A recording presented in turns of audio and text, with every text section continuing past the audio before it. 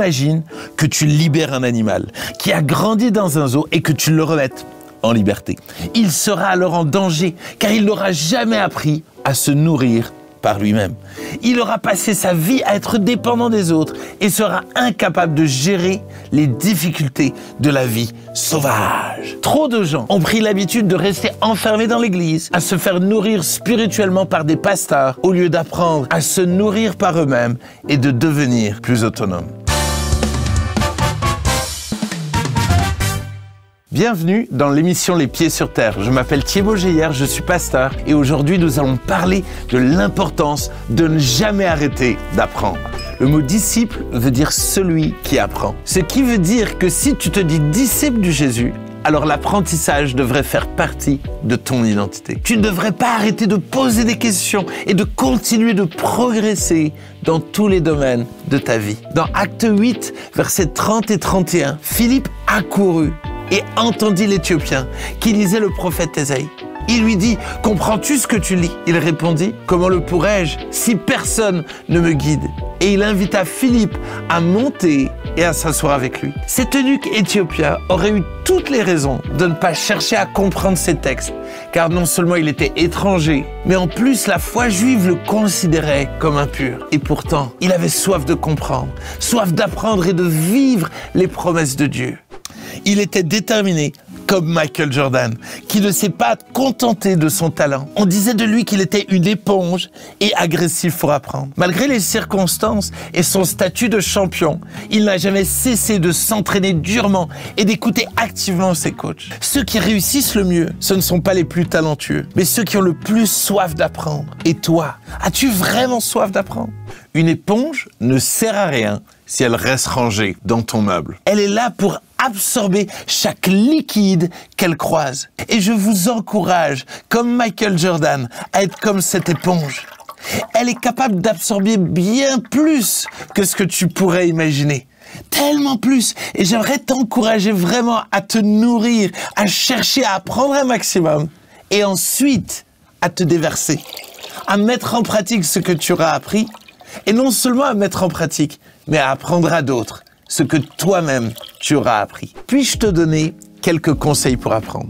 Alors commence par reconnaître que tu ne sais pas tout. Deviens curieux, lis, cherche, creuse afin de t'enrichir de nouvelles connaissances. Ensuite, demande de l'aide à un grand frère. Comme nous l'avons lu, l'eunuque a demandé de l'aide à Philippe. Mais choisis bien ton coach, car tu vas ressembler à la personne qui t'enseigne. Attention à qui tu écoutes, mais attention à ne pas mettre la barre trop haute au point de n'écouter personne. Il est également important de s'approprier de ce que tu apprends et de ne pas juste suivre bêtement quelqu'un. Comme il est écrit dans 2 Timothée 3, versets 14 et 15, où il est dit « Toi, demeure dans les choses que tu as apprises et reconnues certaines, sachant de qui tu les as apprises. Dès ton enfance, tu connais les saintes lettres qui peuvent te rendre sage à salut par ta foi en Jésus-Christ. » Ensuite, il est important de mettre en pratique ce que tu as appris, car ça ne sert à rien d'apprendre des choses si tu ne les appliques pas. Comme il est dit dans Philippiens 4, verset 9, « Ce que vous avez appris, reçu et entendu de moi, et ce que vous avez vu en moi, pratiquez-le, et le Dieu de paix sera avec vous. » Je ne sais pas si tu connais Antonio Stradivarius, un jeune homme qui n'avait qu'un désir, c'était de bien chanter, de jouer d'un instrument de musique, mais il en était incapable. Et un jour, un de ses amis, est venu le voir en lui disant « Il faut vraiment que tu arrêtes. Mais j'aimerais te conseiller de plutôt que de jouer d'un instrument de musique, de commencer à les fabriquer. » Et il s'est mis à fabriquer des violons. Et aujourd'hui, les violons Stradivarius sont les meilleurs violons au monde et les plus chers. Antonio a su se remettre en question. Il a su apprendre et écouter les conseils. Et ainsi, il a brillé et rayonné dans la musique sans chanter, sans jouer d'un instrument, mais en fabriquant les meilleurs violons du monde. Et ce que tu as appris, Dieu attend de toi que tu l'enseignes à d'autres.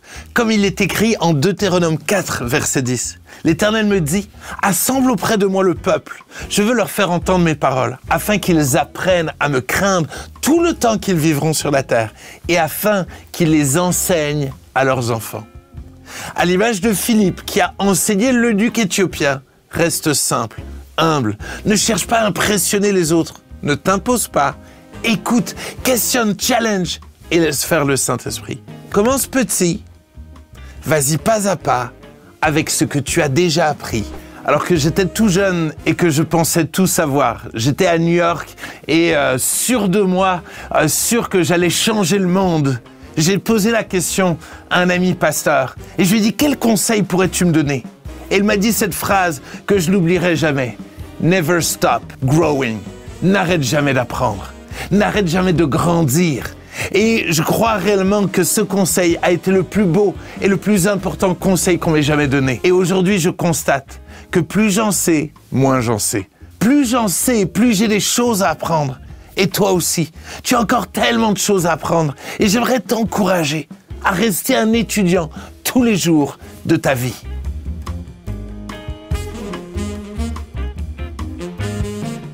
Shalom, j'espère que vous avez aimé cette vidéo. Abonnez-vous pour ne pas rater nos programmes. Merci de faire partie de notre famille TBN. Que Dieu vous bénisse. Shalom de Jérusalem.